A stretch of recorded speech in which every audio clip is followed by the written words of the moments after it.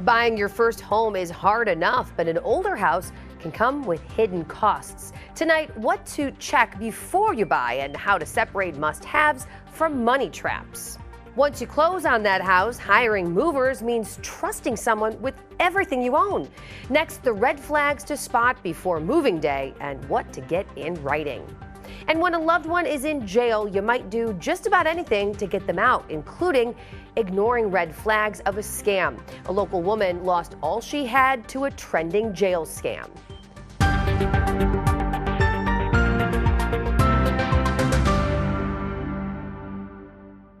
Welcome to the Watchdog, where we protect consumers, share warnings and alerts, and help you save money. I'm Jen Pachano. We begin with a 19 scam alert with the story of a highly sophisticated and effective jail scam that's circulating the area right now. Hey, this is Lieutenant James Preston here at Lake County Sheriff's Office. This call is in reference for an inmate that we have here in custody by the name of Shane Michael Eagle. This matter's imperative, so if you would please give me a call back, Sheriff. Thank you. Have a blessed day. That call sounds legitimate, but it's not. It's a scam, and Candace Eagle learned the hard way. What made you believe it? They call at first? Because I actually was getting calls from him, my brother, in jail. Her brother had been booked into the Lake County Jail on Thursday. She missed calls from him and from someone posing as an officer, so she called back. The person on the other end told her that her brother's bail was $1,000. She didn't have that, but she could pay $500 that she could pay with a peer-to-peer online service. With COVID and everything going, more technology savvy now, and them being a smaller county, I was thinking, okay. Now, Cash App flagged the payment as a scam, so she tried Apple Pay. That went through, and then the poser asked for more money. They was trying to get me for the whole $1,000. You're like, I don't have this. Nope. And thank goodness I didn't. I would have sent it. When the fraudster told her she'd have to drive to the jail to get her money back, he hung up. She tried calling the number again. The line disconnected. The number you are trying to reach is no longer in service.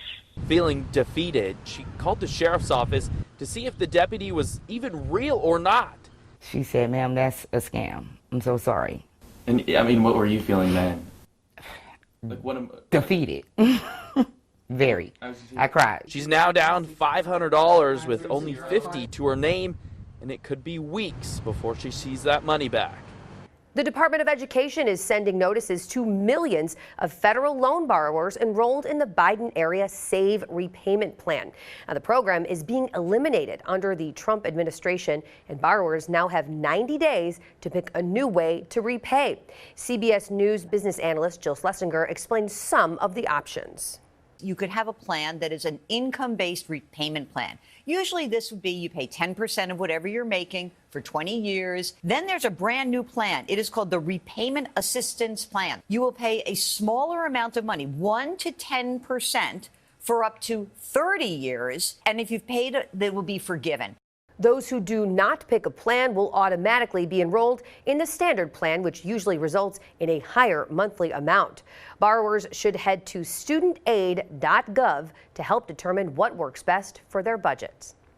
Well, summertime is moving season, but before you pack up or choose a moving company, the BBB says it's important to do your research. In this Watching Your Wallet, consumer investigator Carice Jackman shares tips on how to avoid problems when hiring movers. Moving across town or across state lines can take time, money, and more than anything, trust. That's why Josh Planos with the Better Business Bureau says hiring a mover is not something you want to rush. As simple as it sounds, it really is not just three guys in a truck and people just throw your stuff in the back and then they get it to the new location. You really want to verify things like DOT numbers for interstate moves. The BBB says consumers should be mindful of a few moving misfortunes. First, watch out for fly-by-night movers, including those who show up in unmarked rental trucks instead of clearly marked company vehicles. And before the moving truck pulls away, make sure you have documented what you own. If you can keep a detailed inventory, preferably with photos before you pack up your items, that will save you a lot of headache in the long run. Planos also says be cautious of movers who say there is no need for a written contract. If something goes wrong during a move, a written agreement can help show what services were promised and what each side agreed to. The bottom line, verify the company, get the details in writing, and keep your own records before your belongings are loaded up. With this Watching Your Wallet, I'm Carice Jackman. Some buyers wish they were at the stage of worrying about a mover, but buying that first home is further and further out of reach. The median age of a home in America is now 44 years old, and in some markets, the average is 68. Consumer investigator Rachel DePompa takes a look at the unique challenges first-time homebuyers are now facing. The housing affordability crisis in America is only growing. Zach Detmore, a general contractor and the host of the show This First House, says he sees it daily. People don't have enough money to buy a new home, but repairing a house is expensive. He says older homes can cost 48% more than newer homes to repair and maintain.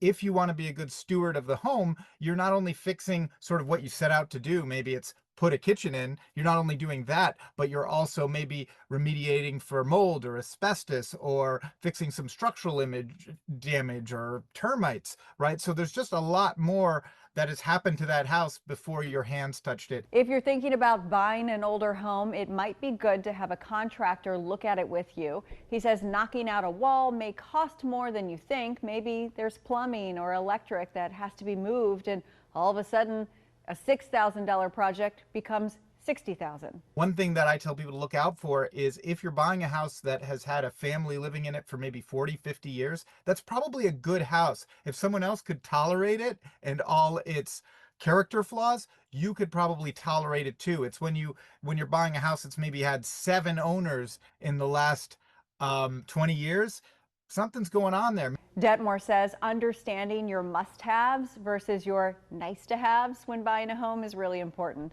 So is managing expectations, having a really good real estate agent and home inspector, having people you trust to coach you through the home buying process.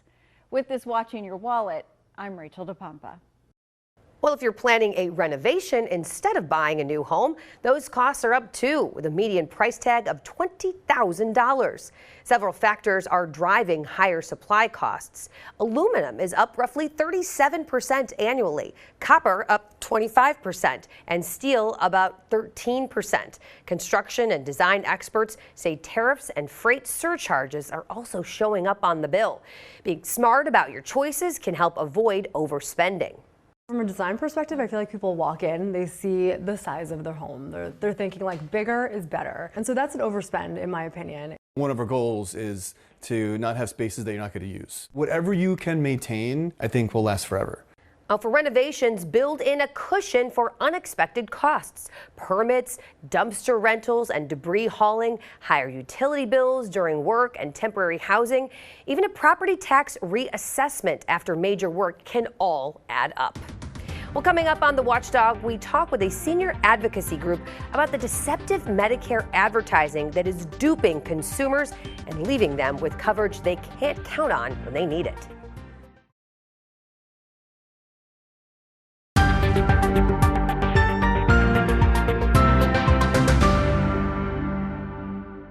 Welcome back to the Watchdog. It's time for Ask the Scam Squad. And today we're talking about deceptive Medicare marketing.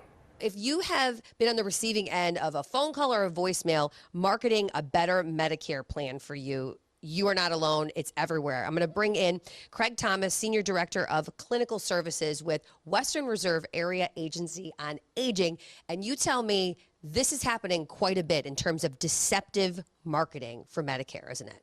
Yeah, I know I'm not alone because it's happening to me every day, and I'm You sure too. to many other people. Yeah, your phones are ringing, and you are getting an inquiry into asking about your Medicare coverage and your interest in changing your Medicare coverage plans. It's really important to know that Medicare is a very safe system. Medicare has very strict guidelines in how people can enroll, how people can choose to change their plans, and very strict guidelines about marketing. And the main thing is Medicare is never going to call you to ask you to change plans. There's a special enrollment period late within every year where someone can formally enroll and change their Medicare coverage, but it's governed by lots of rules and requirements and regulations. So any of those calls that you're receiving asking you to change your health insurance plan, because you're going to save money. Because you're going to save money or get some other good benefit, it puts you at the risk of enrolling into a new Medicare coverage that may not cover your hospital, your doctor, your network, or your care needs. So it's really important. We want to have an informed consumer. So when you get a call or when you want to make a decision about Medicare, you're doing it in the right way that it's going to be best for you and best for your health care. Now, do you have an example of some of the phone calls that might come in to people? And let's play that if you don't mind. Yeah, they're always going to sound somewhat similar to this. Okay. This is Shelley in a Medicare Enrollment Center on a recorded line. And I see here in the past you inquired about your Medicare supplement coverage. Can you hear me okay? Now, I'm quite certain that Sherry doesn't work at Medicare. Okay. And that Sherry doesn't even exist. Okay. And what happens is those are sort of phishing calls, and if you respond in the affirmative to you having Medicare in any way, you're going to be transferred to a call center. Okay. From there, there's going to be some very suggestive selling and potentially, you know, the enrollment into a health plan and changing of your entire Medicare benefits. So scary. So, number one, is Medicare, a legitimate Medicare representative, ever going to call someone? The only time a Medicare representative would call you is if you are already enrolled in that Medicare plan or program. Okay, so there is some occasion. Yes. Okay. So if you were enrolled in Plan A's Medicare benefit, Plan A could call you. But there are even strict guidelines between how they can offer and change and share information on new and adjoining health plans to make a selection. So what people are doing if they do engage with these fraudulent callers or these deceptive marketers, right? So they're not necessarily scammers, but they have something to gain by it, because then by getting you in a different program, a different coverage plan, you might not really be covered the way you think you are. Is that a way to explain it? The program and the healthcare might not be good for you, but it could be good for them by ways of their referrals and things that could happen between them. So, you know, the main thing is Medicare does not call you uninvited or ask you personal or private information. Medicare communicates through mailings and things that you would receive, and it's always important to receive and review any Medicare mailings that you do receive. Calls requesting any health insurance information should be disregarded and not trusted and validated. Hang up, way. right? Yes, hang up is always a safe Don't bet. engage. Yes. Now, there are times that you truly want to validly look at other health insurance plans. And so 1-800-MEDICARE has a great Medicare comparison tool. So you can be an informed consumer. And during open enrollment, you will see plenty of television commercials, which during that period of time is a valid way for organizations and Medicare entities to advertise. Right. Is it kind of a red flag if you're getting these phone calls? Like, I would imagine there's a lot more activity during open enrollment, because where there's money, there's people who want to make a quick buck. But is it a red flag if you're getting these kind of messages outside of that time period? Yes, Medicare does allow for special enrollment periods to take place at other times in the year, but that's only usually with extenuating circumstances. So again, if you're not actively soliciting or asking for these calls, you should be very wary of any one of them coming in. And I would advise to not respond, to hang up.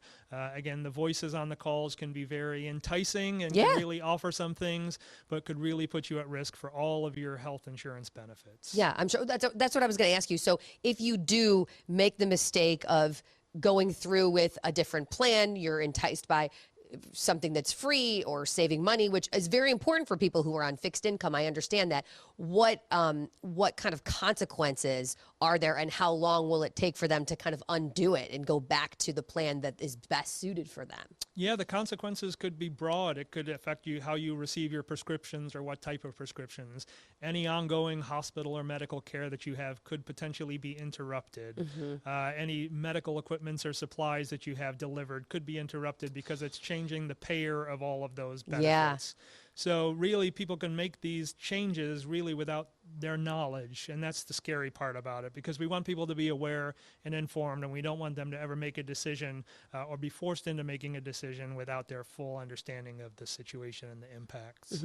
Okay, so if there's one legitimate website, one legitimate phone number that you can give people if they have questions about, I think I already did this, the toothpaste is out of the tube, how do I fix it, or to report some deceptive marketing that needs to be stopped? What should they do? I think the first line of business, if you find yourself in this situation where you receive a Medicare or a medical insurance card that you didn't request, go right to the source, which is 1-800-MEDICARE. Okay. You need to find out who you are actually enrolled and affiliated with, and Medicare is going to be the holder of that information. And then you would have to trace it back from there. Once you figure out where you are, then contacting that plan and finding out opportunities to be able to change back to either your prior plan or to a different plan that best meets your healthcare needs. Mm-hmm. I mean, this is very overwhelming for a lot of people. So having one trustworthy source to send them to, at least right now, for this particular thing is great. Yeah, you always want to be able to trust experts, and the experts are, at the national level, it is those at 1-800-MEDICARE. At our state level, we have the Ohio Senior Health Insurance Program, Pro Seniors, great entities that help support individuals in navigating what is a complicated healthcare system. Okay, thank you so much, Craig. Thank you. This airport's newest employees are AI holograms. I'm Cristian Benavides with a reaction from travelers.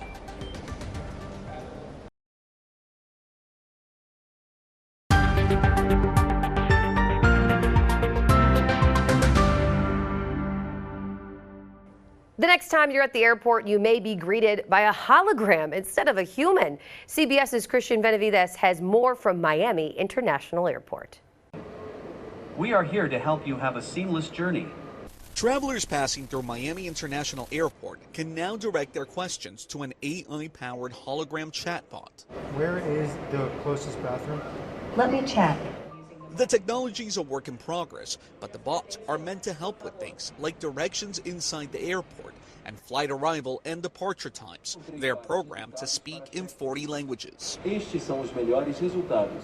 Dave Johnson was impressed after asking about rental cars. Do you have mixed feelings about it, not dealing with a person anymore, dealing with a hologram? Not really. I really don't. Why is that? Times is changing, man. You got to change with it. There are 4 hologram chatbots located across the airport. Their job is to help travelers navigate through the terminals. It's just another tool in our toolbox to help our customer experience. Ralph Coutier is the director and CEO of Miami International Airport. He says all 37,000 airport workers are essential. Are these chatbots going to replace employees? No, absolutely not. Next to this chatbot is Jeff Wander, a volunteer airport ambassador who's not concerned about being replaced just yet. I can only tell you when I'm here, they come to me first. They'll stop by the hologram and take a look at it. Take the elevator down here. Okay. Wander helped traveler Kevin Stevens, who was looking for a restaurant and didn't want to bother with the QR code one of the bots provided. And then I looked at that and I thought, I'll head that way. But to actually find it, an excellent human.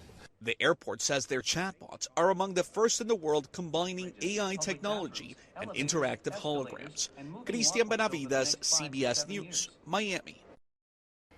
Now for our recall roundup, 2 months after a voluntary recall of certain Zapp's and Dirty brand potato chips, the FDA has classified the recall as the highest risk level. The Class 1 recall means there is a reasonable chance that consuming the products could cause serious illness or even death.